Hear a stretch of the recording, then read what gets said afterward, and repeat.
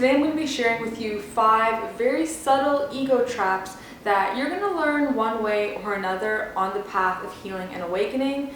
And if you're watching this video, then you're already on that path. So these are things that are going to help you tremendously as you move forward on it. Hey guys, it's Sarah and welcome back to my channel. I help people on their healing path and through their awakening. So let's get right into this video. The first ego trap is believing that the ego is the enemy. The ego is not good or bad, and the ego is a structure that tries to define things as good or bad within the scheme of duality. So yes, the ego can be really frustrating and really annoying and really challenging at times. I don't have to tell you guys that, especially when it is on a constant loop or talking a narrative or honestly just shitting on you. Well, I'm not here by any means saying that the ego is an easy structure to deal with. For us to say that the ego is bad, the ego is the enemy, it needs to be gotten rid of, is actually another ego trap, right? Because the soul is not out here placing judgments. The soul is in a constant state of acceptance and peace, coexisting with all there is. But the ego wants to say this is good, this is bad, right? It wants that separation. So when it comes to the ego, perceiving it as just that. It's a chatterbox, likes to talk about itself, and sometimes it can be frustrating, and accepting everything that it comes with is how to step out of that. And once again, remove the label that the ego may have placed on the ego itself. This can also feel a lot of the time like a dog chasing its tail, right? So we're out here listening to the constant narrative, getting identified with it, and it's almost like meditation, right? You are trying to remain the observer of the thoughts, and the thoughts keep popping up. And then when you find yourself frustrated at all the thoughts, you're in another thought, right? So it's like the ego saying, this is the ego, not realizing, or you're not realizing potentially that the ego has just shapeshifted once again. Trap number 2 is thinking that the ego always wants to be superior. The ego is actually perfectly okay with being very inferior. It just wants to feel special. When I first started out on my spiritual journey, I was being exposed to and reading up on so much content telling me to be conscious of the ego, and the main thing I got was okay, just make sure that I'm not better than anyone else, or I'm not putting myself up on a pedestal. So awakening, part of my awakening was becoming really conscious of these parts of myself. So in my attempt to raise my consciousness and take a step towards my soul path, what I was actually doing in order to compensate for this tendency to be superior, I found myself putting myself down a lot in conversation. And it wasn't like a very obvious thing, right? I wasn't necessarily shitting on myself and speaking poorly, but it was this almost justifying, oh no, I'm not like that, trust me, I'm not so incredible, or you are so amazing, and just still creating this element of separation and this pedestaling for another person, except in this time it was in the direction of them being on a pedestal and me being the one that was inferior. So a major thing that I learned on my spiritual path that took me a while was understanding that whenever you're doing this, kind of creating any form of level or even a subconscious sense of hierarchy between yourself, your goals, what it is you're worthy of, even a dream life that you have, even putting that on a pedestal, is the ego, once again, creating a distance between you and the things that are around you, the people that are around you. Because the ego really tries to prevent any connection. So when we are dissolving the ego and stepping more into the soul, what we're doing is placing everything on a very 0-point ground level playing field. It really is all fair. It's all fair game, and all of us are worthy. And some of us don't believe that we're worthy. Some of us believe that we are more worthy. And it's not even about judging those aspects within those people and those within ourselves, right? It's just coming into complete and total peace with the fact that we're all growing and we're all healing, and on a soul level, we're all really doing the same thing and having the same human experience that manifests in many different ways, shapes, and forms. So number 3 is that the ego is never satisfied. And remember that the ego is a structure in the mind, always looking to judge and compare. And so the ego will always have a set of needs and requests. And those will change, right? So at first it wants the nice car, and then it wants the nicer car, and then it wants the bigger house, and then it wants to look a certain way. So it's really on a constant loop of jumping from one desire to the next. And it doesn't really care about what it is as long as there is this promise of something better. Because the ego, as a structure in the mind, is always looking to somehow minimize the glory of the now moment and always trying to take us away from the presence by creating an attachment to something far away or the future, or something that might be and look better in the future. Once again, to create this sort of non-specialness for what it exists right now. For me, on the spiritual path, this really manifested in like a very subtle spiritual ego that I found myself stuck in. And it's very easy to get lost in that because there is a path like of enlightenment, right? There's still a lot of oftentimes like work and healing that needs to be done before we can fully realize the fact that enlightenment already exists within us. So with that being said, even though there often is a lot of work and darkness to be moved through, aka a process, aka a path, the ego will often take that to the next level, and it sure did for me. So when I was first awakening, I realized how much work I needed to do. And with that understanding, which is a spiritual truth, my ego got attached to and started to fantasize about this love, light, blissful version of myself that was so far away in the future. And what that really did was make me feel completely unsatisfied with not only the version of myself that I was at then and now, but it made me feel very unsatisfied with all of the work I was doing. So even as I was experiencing a lot of darkness and like the darkness of the soul and experiencing depression, the ego and its, attachment to a version of myself that wasn't experiencing those things, because it still understood that enlightenment is a beautiful state, a blissful state that is reachable, it made me feel like shit about where I was now, and it made me feel like I wasn't doing enough to heal. It made me feel like I wasn't healing fast enough. And so this is where the ego can be like very subtle in that it just never feels satisfied, and it feels kind of tense with who you are in the now moment and simply how you're existing and the present moment. So that is something to also be really conscious of, because now something that I'm learning on my spiritual path that took me a long time to really come to terms with was the fact that I'm only ever growing. And I'm not going to get to this stagnant point where I'm going to stop growing or I'm going to stop healing and there will be this somehow perfected version of myself. It's more about coming to the constant realization and always coming back home to the truth that you are already perfect, right? So it's not like we're out here and reaching for enlightenment. It's more like we are surrendering to enlightenment. But the ego comes in and and I found myself always subtly reaching. Even like, oh, I'm going to do this meditation and after that I'm going to feel better. And it's true that meditation is incredible at bringing us back into alignment. But my ego will like secretly hope, aka I would secretly hope, prior to awakening to this pattern of like I would meditate, and after I was done meditating, I would be a different person. I would be a different consciousness and I just wouldn't be me. And very subtle, but I think after enough meditation, you're like, oh shit, it's just me.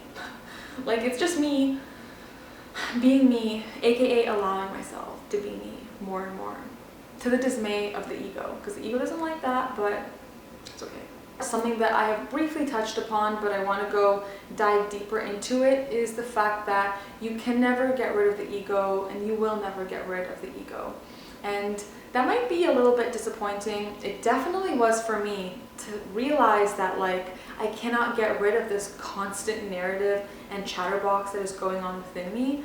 But it also really helps to understand that the ego is a part of the psyche, and it's very integrated into the human experience, right? So I just made a video about the function, the purpose of the ego, why it exists. If you're really interested in that, I do recommend that you check it out. I will link it in the description down below. I share a lot of ideas that just help me bring so much relief as to why the heck I need to be dealing with this thing all the time. So that can help you a lot. But back to this point, we will never get rid of the ego because it at one point helped us in our evolution, except right now we are getting to the point where meeting our physical needs, for many of us in the world, meeting our physical needs is no longer a challenge. We have the privilege to embark on the spiritual journey and have that be the new challenge for us. So a big part of the spiritual path is accepting the fact that we are having a human experience, and we are here to have a human experience.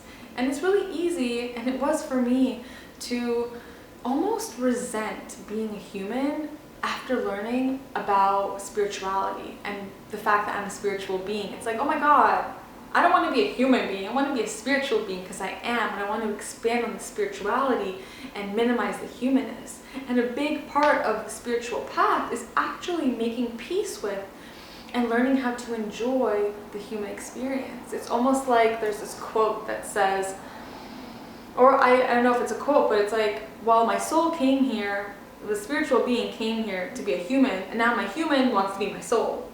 So when you kind of understand that like eventually you're going to go back to the non-physical realms where you are pure love and light, it's like, okay, I have like a solid amount of decades to just enjoy this physical realm. And with that comes the ego.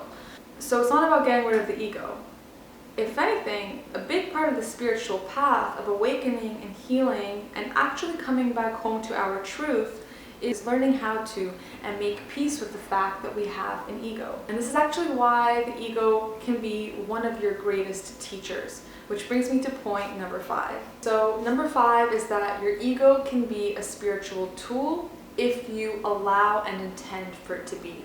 Otherwise, it could just be something that really pisses you off and you can find yourself stuck in that loop. So because the ego cannot be gotten rid of and it must be transcended, it really helps you and it ultimately serves you to step into the perspective and take on the perspective and embody the perspective that your ego is a spiritual tool that can only help deepen your connection to yourself. So what it does, and I also touched upon this in my previous video, where the ego is like a false self that it's always chattering and it pretends to be the me, and sometimes we can get lost in that. But what that actually allows us to do when we get lost in it is to crack out of it. And it's the separation of witnessing the illusion that helps us ground and bring us back into reality. And once again, this is the highest perspective that one can possibly take on the ego, because even when we're in that mindset of believing that the ego is the enemy and the ego needs to be gotten rid of and you're frustrated by it, that is still looking at the ego from a rather low vibrational perspective, right? It's coming from a place of frustration, and it's not coming from a place of love, right? Because if you hate the ego, which I don't blame you if you're feeling like that, I totally did a bunch of times, if not like throughout a big portion of my spiritual journey. But if you're hating the ego, then that right there is the ego hating the ego. So to enter the highest perspective that serves your spiritual growth, right? Just to enter a perspective that serves your spiritual growth and really serves your path and your transcendence of the ego, it won't be done through hating the ego, because you cannot fight this fight. It's not something that can be fought. So what you have to do is learn how to love the ego, right? Because the path of enlightenment and healing is literally just coming back to your truth and coming back to the fact that, and coming back to love. So learning how to love the ego is like the biggest surrender that you could possibly make.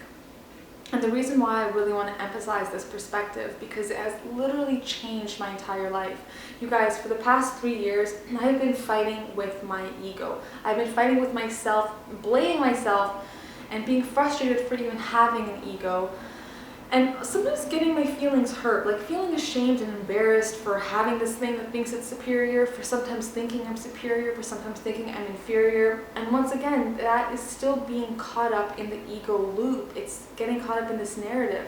So the best thing, and this goes for the entire spiritual path in general, is to always step back to love. Like when in doubt, love everything. When in doubt, come back to love and surrender.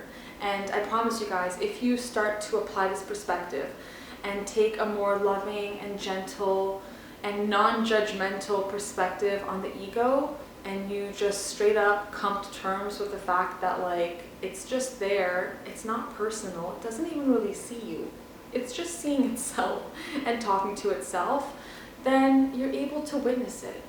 And that gives you such an incredible, powerful like position and place to be within yourself and within your own being. And once again, it's just understanding that like because the ego is the false self, because the ego is just not you, you are the consciousness, you can even it's one thing to be at peace with the ego, and it's like it's a slow, gradual process. It was for me at least. If you cannot find yourself like finding love and peace with the ego, then it might help to express gratitude to the ego. Just train yourself. So if you've maybe during meditation you get frustrated for being in a loop of thought, and that frustration is like more ego, it's like the ego is being like, oh my god, I'm not enlightened enough because I need to go there because enlightenment is there. It might really help you to say thank you to the ego. Thank you for teaching me what I am not. Thank you for showing me who I am by showing me who I'm not, right? And that, you guys, changes the whole game. It has for me, because now it's like I can almost giggle, and I sometimes do giggle at like, oh my god, this is so funny. Like, to think like at one point in my life, I thought this was me. If anything, it can bring you such a deep sense of gratitude. It provides you the opportunity to feel so much gratitude for the journey that you're on now. Because it's like, thank God I discovered thank God I awakened, and thank God I discovered the path of healing, spirituality, and raising my consciousness. Because otherwise, without it, I would have been identified with it. So you can take this a step further and rationalize the ego as well. Well, it's like, okay, if the ego is a part of the human experience and it's not going anywhere, there are two ways to live with it. There is the way to live as if you are identified with the ego, which is so much suffering, right? You have the ups with the ego and the insane like satisfaction and fleeting moments of pleasure and superiority and dopamine. And then you have those just as strong crashes of fear and unworthiness and potentially like panic over this sense of self that it's constructed, or a threat to the sense of self. So that's one way that one can live in this human experience with the ego, or you can make peace with it.